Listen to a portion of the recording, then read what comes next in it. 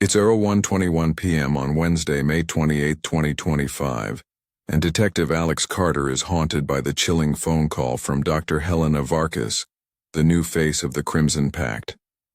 After destroying the Nexus and capturing Dr. Elias Moreau, Alex thought he had struck a significant blow against the sinister organization.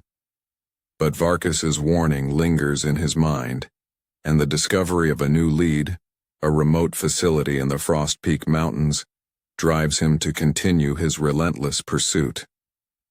As he ventures into the frozen wilderness, Alex uncovers a new layer of horror. The whispers of the damned, souls bound by the Pact's rituals, who seek both vengeance and liberation. Alex and Officer Maria Silva are in a small, rattling plane, flying over the Frost Peak Mountains, a jagged range known for its brutal winters and isolation. The air is frigid, and the landscape below is a sea of white dotted with jagged peaks. Maria clutches a folder of documents recovered from the Nexus, detailing the Crimson Pact's global operations. One entry stands out, a facility codenamed Glacier Vault, located deep within Frost Peak where the Pact conducted their most dangerous experiments. "We're walking into a death trap," Maria says, her voice barely audible over the plane's engines. Alex nods, his jaw tight. "We don't have a choice. If Varkas is there, we need to stop her before she rebuilds what we destroyed." The plane begins its descent, landing on a makeshift airstrip carved into the snow. The two bundle up in heavy coats and gear up with weapons, flashlights, and thermal scanners, knowing the cold isn't the only threat they'll face. As they trek through the snow toward the coordinates, the wind howls like a living thing, carrying faint, eerie whispers. Alex pauses, his breath visible in the freezing air. "Do you hear that?" he asks. Maria shakes her head, but Alex is certain. The whispers are back, the same mournful voices he heard in the Nexus. "They're here," he mutters, gripping his pistol tighter. After hours of trudging through the blizzard, they reach the entrance to Glacier Vault, a massive steel door embedded in the side of a mountain partially covered by ice. The door is emblazoned with the Crimson Pact symbol, a caduceus entwined with a thorned vine. Alex and Maria use a blowtorch to melt the ice around the door, revealing a keypad. Using a code from the Nexus documents, they unlock the door, which grinds open with a groan, revealing a dark, cavernous interior. Inside, the facility is a frozen hellscape. The walls are lined with ice, and the air is so cold it burns their lungs. The corridors are littered with abandoned medical equipment, syringes, gurneys, and monitors, all coated in frost. As they explore, they find a series of chambers, each more horrifying than the last. One room contains rows of cryogenic tanks, some shattered, with frozen bodies inside, their faces twisted in agony. Another chamber holds a collection of journals, detailing experiments to bind souls to physical objects, using the victim's suffering to create supernatural anchors. The whispers grow louder, forming words. "Free us. They trapped us. Break the chains." Alex follows the voices to a central chamber, where a massive crystal structure glows with a sickly red light. The structure pulses like a heartbeat, and the whispers seem to emanate from it. Maria shudders. "What is this place?" she asks. Alex, recalling the Nexus's altar, realizes this must be another focal point for the Pact's rituals, a soul forge designed to trap the damned. As Alex approaches the soul forge, the temperature drops even further, and the whispers turn into screams. The crystal begins to crack and shadowy figures emerge, spirits of the damned, their forms more solid than those in the Nexus, their eyes glowing with a mix of rage and despair. "You brought us pain," one of them snarls, its voice a distorted echo. "Now you'll feel it." The spirits attack, their touch like ice, draining the warmth from Alex and Maria. Alex fires his pistol, but the bullets pass through the apparitions. Maria swings a crowbar, shattering a piece of the soul forge, which causes the spirits to recoil momentarily.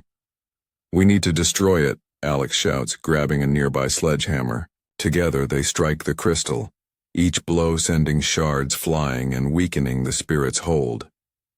But the assault awakens something worse. The ground trembles, and a figure emerges from the shadows. Dr. Helen of Arcus, her presence commanding and terrifying. She's dressed in a fur-lined coat, her face pale as the snow, her eyes burning with the same unnatural light as Moreau's. "You're persistent, detective," she says, her voice cold and sharp. "But you're too late. The soul forge is already active, and the damned will serve us." Varkas raises a hand, and the spirits obey her command, forming a barrier between her and Alex. "The Crimson Pact has always understood the value of suffering," she says, pacing around the soul forge. "These souls are our power source, eternal, unending. With them, we'll reshape the world." She reveals that the Pact has facilities across the globe, each with its own soul forge, and Glacier Vault is just one piece of their plan to dominate life and death. Alex, fueled by rage, charges through the spirits, ignoring the freezing pain of their touch. He tackles Varkas, slamming her against the wall. "You'll pay for what you've done," he growls, but Varkas laughs, her strength unnatural. She throws him off with ease, drawing a scalpel from her coat, a blood-stained blade that seems to hum with dark energy. Maria joins the fight, firing at Varkas, but the doctor moves with supernatural speed, dodging the bullets. The spirits swarm again, but Alex notices that each strike on the soul forge weakens their connection to Varkas. "Keep hitting the crystal," he yells to Maria, who nods and resumes her assault on the soul forge while Alex distracts Varkas. The battle rages on, with Varkas proving to be a formidable opponent. Her scalpel slices through Alex's coat, drawing blood, but he refuses to back down. Maria smashes the soul forge with all her strength, and with a final blow, the crystal shatters completely, unleashing a blinding red light. The spirits scream, their forms dissolving into the air, and Varkas staggers, her power disrupted. Seizing the moment, Alex tackles Varkas again, pinning her to the ground. "Where are the other soul forges?" he demands, pressing his pistol to her temple. Varkas smirks, blood trickling from her lip. "You'll never stop us," she says. "The pact is eternal." Before Alex can react, she bites down on a hidden cyanide capsule, her body going limp as she dies with a defiant smile. The chamber begins to collapse, the destruction of the soul forge destabilizing the facility. Alex and Maria sprint through the collapsing corridors, dodging falling ice and debris. They barely make it out before the entrance caves in, sealing Glacier Vault forever.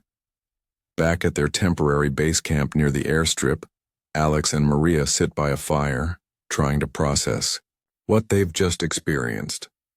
The journals they recovered from Glacier Vault reveal the locations of 3 more soul forges, one in the Amazon rainforest, another in the Sahara Desert, and a third beneath the Pacific Ocean.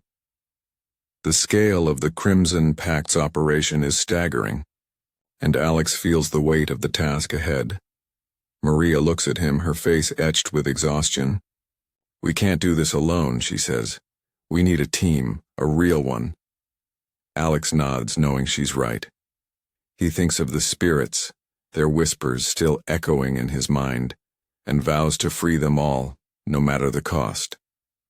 That night, as they prepare to return to the city, Alex dreams of the damned. They surround him, their voices softer now, almost grateful. "Thank you," they whisper, their forms fading into the darkness. But one voice lingers, colder than the rest. "More will come. The pact never dies." The next morning, Alex receives a call from an unknown number. A man's voice, gruff but steady, speaks. Detective Carter, my name is Victor Kane. I used to work for the Crimson Pact, until I saw what they were really doing. I can help you stop them. Alex is wary, but Victor provides detailed information about the Pact's operations, including names and locations that match the journals. Victor claims to be a former surgeon who defected after witnessing the Pact's rituals firsthand. I know where the next Soul Forge is, he says, but we'll need more than just the two of you to take it down. Alex agrees to meet Victor in person, sensing that this unlikely ally might be the key to dismantling the Pact once and for all. As Alex and Maria board the plane back to the city, Alex clutches the journals, his mind racing with plans. The whispers of the damned have become a call to action, a reminder of the lives he must save. But the shadow of the Crimson Pact looms larger than ever, and with Varkas's death, new leaders will surely rise. The fight is far from over, and the Frost Peak mountains fade into the distance as Alex prepares for the next battle.